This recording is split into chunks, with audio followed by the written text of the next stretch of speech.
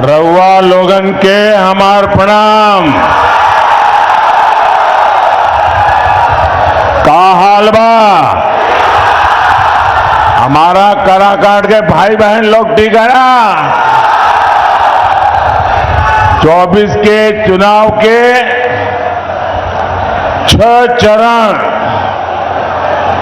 आज पूरे हो जाएंगे और 4 जून को क्या होगा?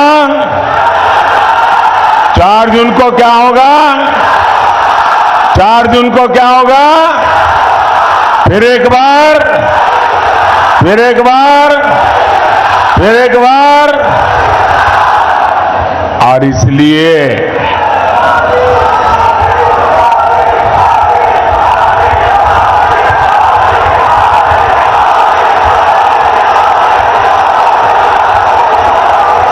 मैं इस चुनाव में हिंदुस्तान के हर कोने में गया हूं। सालों से राजनीति में काम किया, संगठन में काम किया और मैंने देखा है कि बिहार के लोगों में राजनीति का आकलन करने का जो सामर्थ्य है वो अद्भुत है। और बिहार के लोग इन चीजों में इतने पक्के होते हैं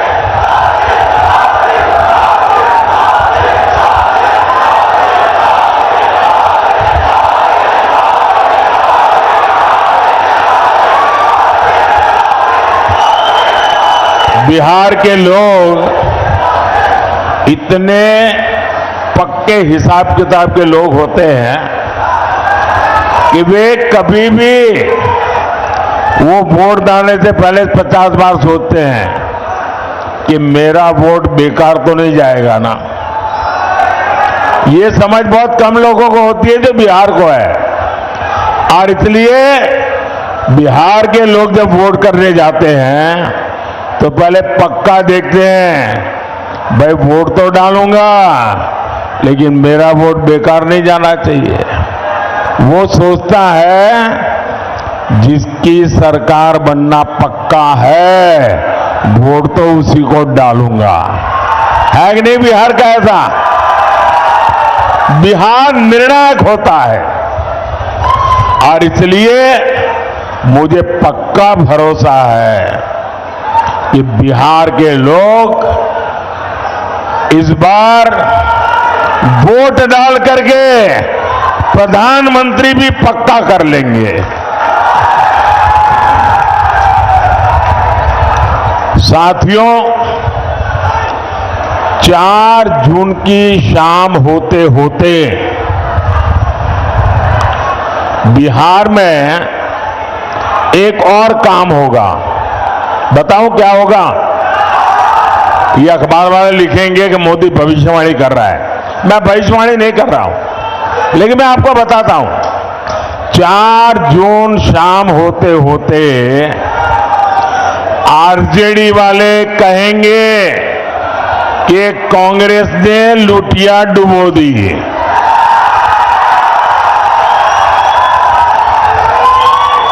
एक दूसरे के कपड़े फाड़ना शुरू करेंगे। 4 जून को दूसरा क्या होगा वो भी बता देता हूं। ये कांग्रेस का शाही परिवार क्या करेगा?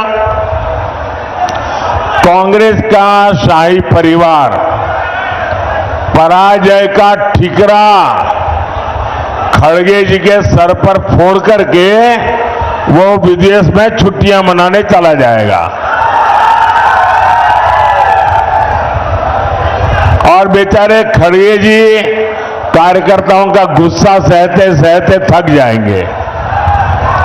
भाइयों और बहनों, कांग्रेस, आरजेडी और इंडी गठबंधन को देश बार बार खारिज कर चुका है, नकार चुका है। इनके पास न विजन है, इनके पास सिर्फ और सिर्फ कंफ्यूजन है इनके पास हौसला का नामो निशान नहीं, इनके पास हताशा ही भरी पड़ी है, इनके पास नीति नहीं है, निर्णय लेने की क्षमता नहीं है, ये सिर्फ नकारापन लेकर के जी रहे हैं। दशकों तक इनकी पूरी राजनीति डरो और डराओ के मंत्र पर चली है, लेकिन मोदी ने इनका ये जो डर का गुब्बारा है ना, उस गुब्बारे को ही फोड़ दिया है और हालत तो ये है कि मोदी उनके डर को भी डराता है। साथियों, ये इंडी गठबंधन वाले देश को डराते थे, देश को ऐसा डराते थे और 70 साल से डराते थे। क्या कहते थे? अयोध्या में अगर राम मंदिर बना तो देश में बवाल हो जाएगा, खून की नदियां बहेगी। आज रामलला भव्य मंदिर में विराजमान है, कोई बवाल हुआ क्या? कोई खून की नदियां बही क्या? ये डराने का झूठा खेल चलता था कि नहीं चलता था?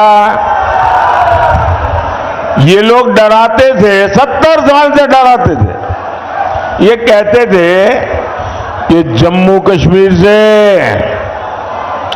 370 अगर हटा तो ये पाकिस्तान में चले जाएंगे, अगर 370 हटा तो आग लग जाएगी, अगर 370 हटा तो देश में बम धमाके होंगे।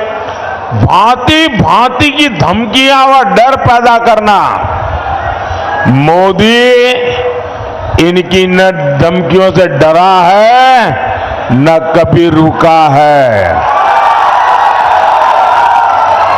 धारा 370 हटा के नहीं हटा, धारा 370 की दीवार गई कि नहीं गई? कश्मीर और हिंदुस्तान के बीच की ये दीवार को तोड़ा कि नहीं तोड़ा? सीना तान के तोड़ा कि नहीं तोड़ा? मुझे बताइए, कहीं आग लगी क्या? कोई पाकिस्तान भाग गया क्या? देश में बम धमाके हुए क्या? डराते थे। साथियों, ये डरपोक कांग्रेस और ये डरपोक आरजेडी वाले अभी क्या कह रहे हैं? पाकिस्तान के पास परमाणु बम है, डरो। डरा रहे हैं, खुद में मसाला खाली हो गया तो उधर का मसाला दिखाते हैं। इसलिए पाकिस्तान के आतंकी जब चाहे भारत पर हमला करके चले जाते थे, ये डरपोक लोगों के कारण। मोदी इनकी तरह डरता नहीं है। मोदी ने सेना को कहा, जाओ गढ़ में घुस करके मारो।